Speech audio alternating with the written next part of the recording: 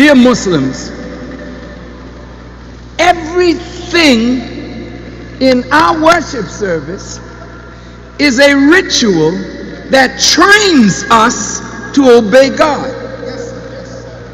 Did you open with prayer, Sheikh Tajani? Did you put your hands up like this? You didn't do the call to prayer. But the call to prayer of the Muslims is like this. Allahu Akbar, Allahu Akbar.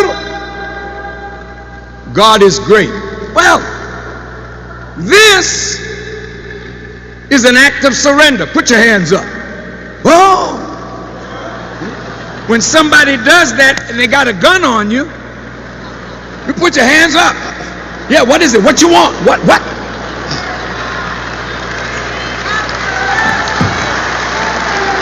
When a Muslim puts his hands up, he's saying to God, I'm tired. I don't want to fight you no more. I've been rebelling against you, but Allah, I know that you are great, and I surrender. Allahu Akbar, Allahu Akbar. I'm surrendering.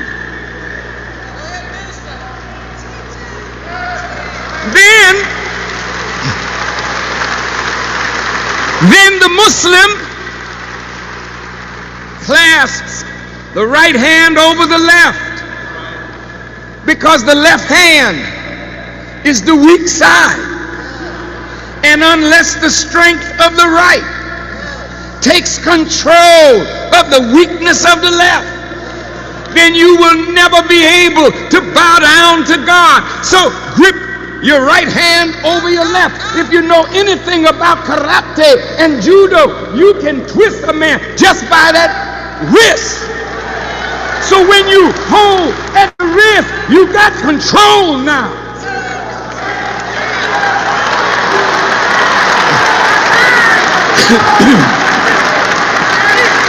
Look.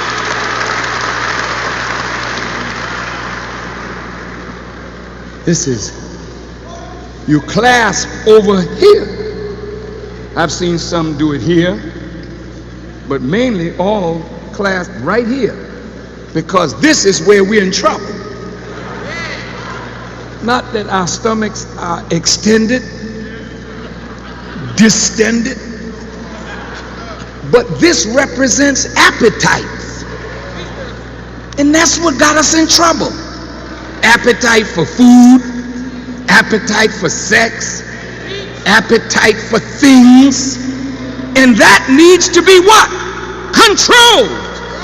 But you can put your hand over here all day long. Put your hand over your stomach. You don't know what you're doing, not in harmony mentally with what you're doing. You're not developing the will to resist. Then you hear the Muslim do this. In all the Asian cultures, when we meet our Asiatic brothers, sisters, you see them, it's a gesture of honor, it's a gesture of respect. Well, I respect God, so I bow to God and His greatness. But then there's a time that bowing is not good enough. Then the Muslim will get down.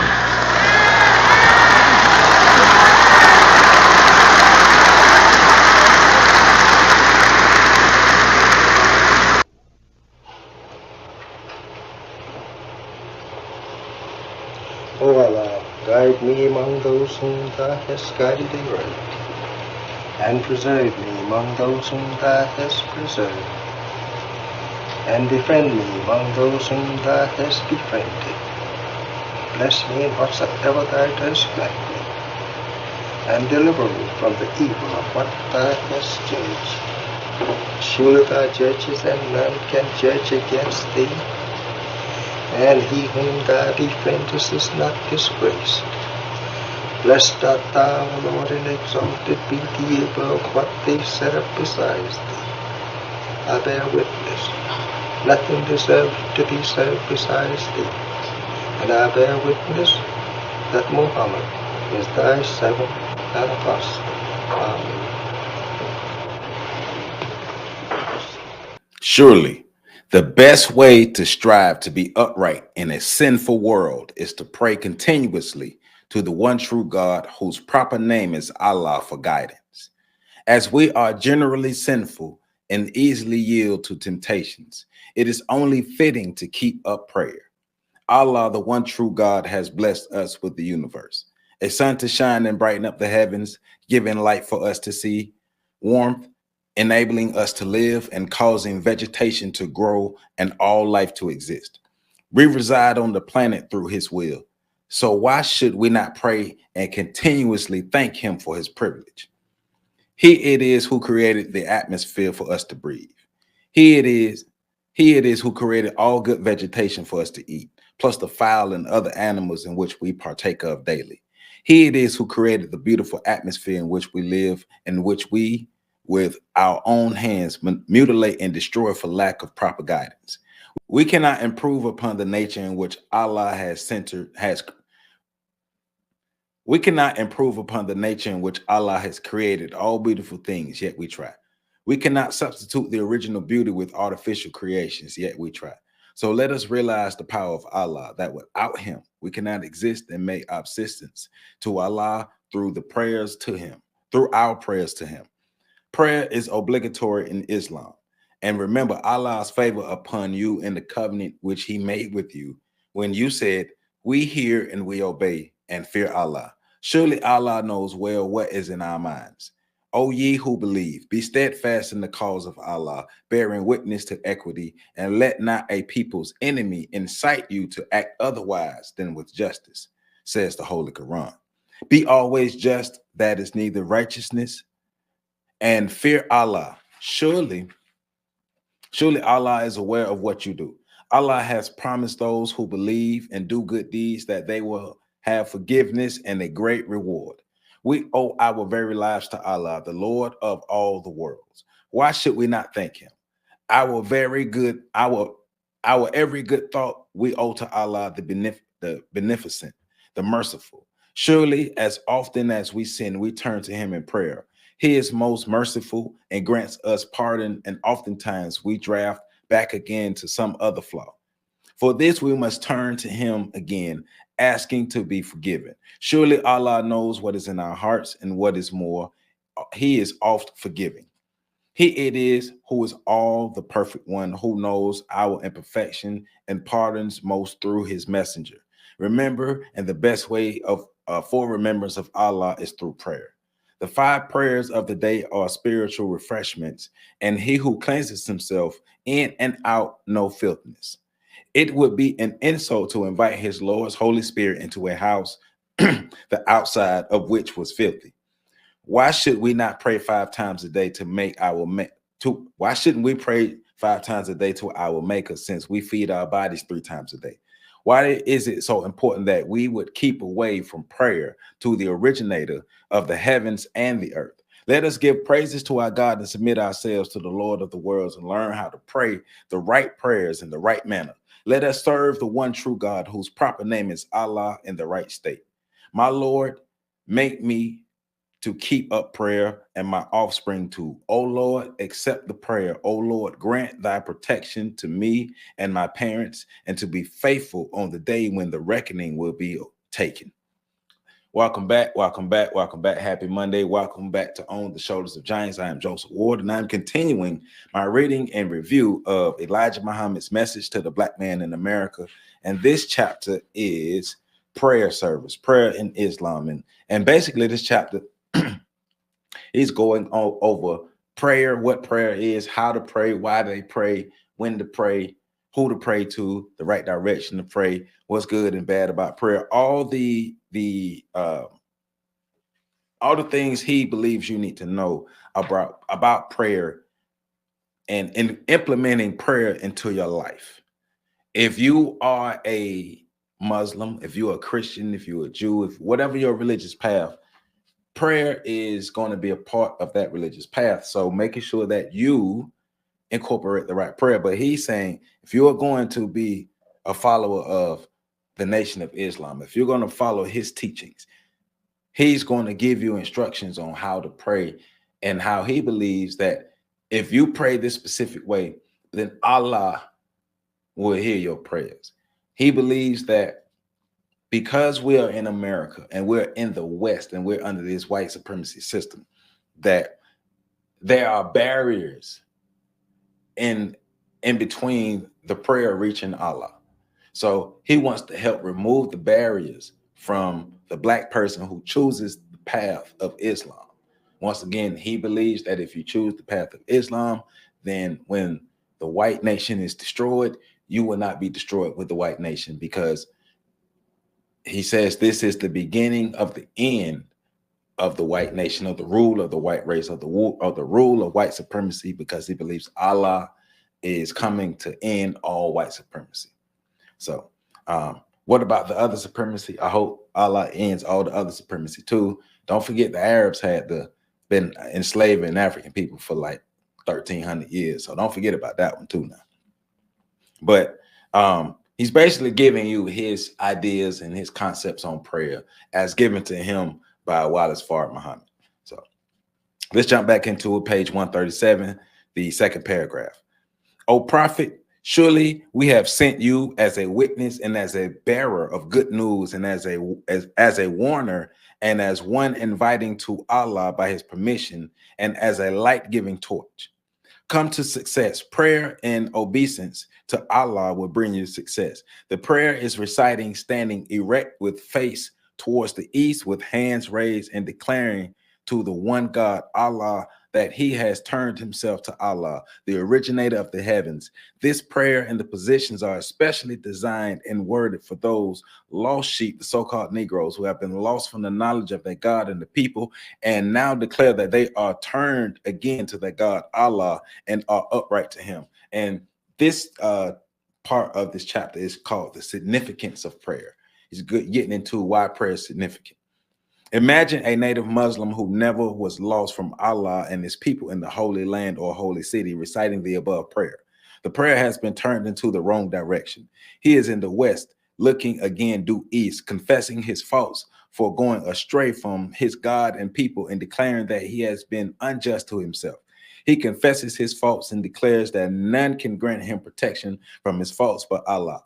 He further asked the evil morals be turned away from him and that he be guided to the best of morals. He is not leaving the infidels of the West who brought him into darkness and pleading to be guided to better morals. Surely we, the so-called Negroes, lost all of our good morals among the enemies of the West. The type of the so-called Negroes is given in many parables of the Bible.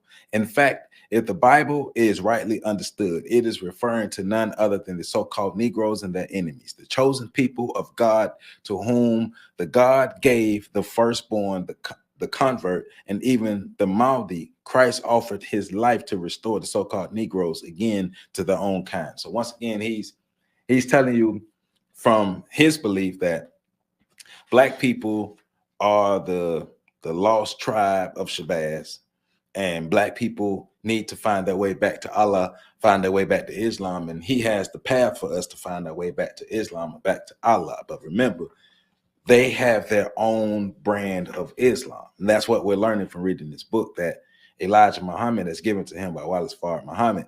They have their own brand of Islam that they practice based off of their beliefs. Especially, remember going back to last week's video saying that Yaqub created all the evil white people and the origins of black people, even saying that we are the tribe, the lost tribe of Shabazz. That even goes back into the beliefs of Elijah Muhammad is given to him by Fard Muhammad.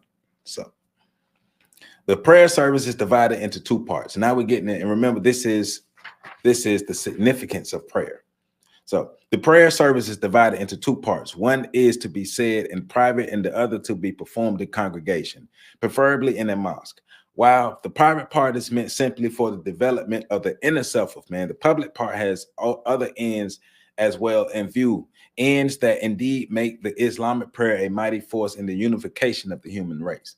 Now, his verbiage is a bit different in this chapter when he's talking about prayer, especially when he's talking about all mankind, all different races of people being able to pray to Allah, because even now he's talking about the unification of the human race. But remember, if the white people are evil and Allah's going to destroy the evil white people, what would be the purpose of a unification? But I digress. In the first place, this gathering of all people living in the same vicinity 5 times a day in the mosque is a help to the establishment of healthy social relations. In the daily service, those relations are limited to a narrow circle, i.e., to members of the same neighborhood. But the circle becomes wider in the weekly Friday service with gatherers together, all Muslim members of a particular locality, to become still wider in the 2 great Eid gatherings.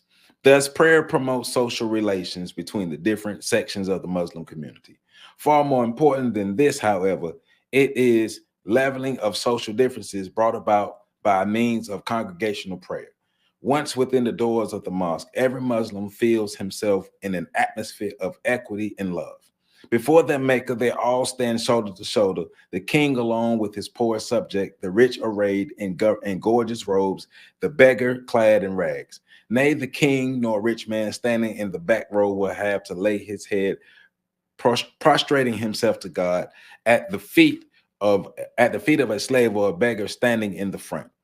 There could be no more leveling influence in the world. Difference, rank, wealth, and color vanish within the mosque, and quite a new atmosphere, an atmosphere of brotherhood, equality, and love, totally different from the outside world, prevails within the holy precincts. And see, once again, that's different from what he was saying earlier about how they view it from the Nation of Islam versus Islam as a whole. Because now he's preaching brotherhood and people from all walks of life, people from all races, all shades, all colors. But earlier, he was saying that, well, we need to make sure we separate ourselves from white people, and white people are the intruders into Islam. So that's interesting.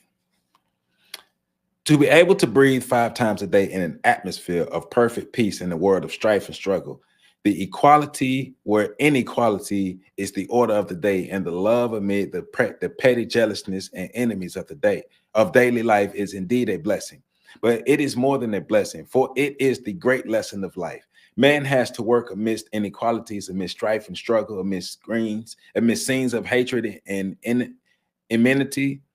And yet he is drawn out of these 5 times a day and made to realize the equality, fraternity, and love are the real sources of human happiness, which I agree. The time spent on prayer is not therefore wasted, even from the point of view of active humanitarianism. On the contrary, the best use of it is made in learning those great lessons which make life worth living. And the lessons of fraternity, equality, and love, when put to the practice in daily life, serve as foundations for the unification of the human race and of the lasting civilization of mankind. In fact, the 5 daily congregational prayers are meant, among other things, to carry into practice a theoretical lessons of equality and fraternity for which Islam stands. And however much Islam may have preached in words of equality of man and the fraternity of the community of Islam, all this would have remained a dead letter had it not been translated into the everyday life of man through the institution of 5 daily congregational prayers. Now, the 5 daily prayers. I have no problem with the 5 daily prayers. We're talking about discipline. We're talking about structure. We're talking about routine. We're talking about values. We're talking about instituting stability into an individual.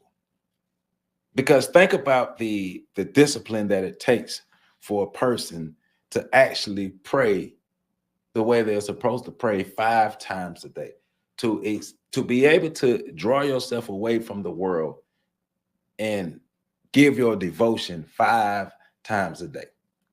That takes discipline, that takes structure. But also, I do want to point out that the structure isn't built just through prayer. It's built through adhering to the guidelines of whatever religion you choose to follow.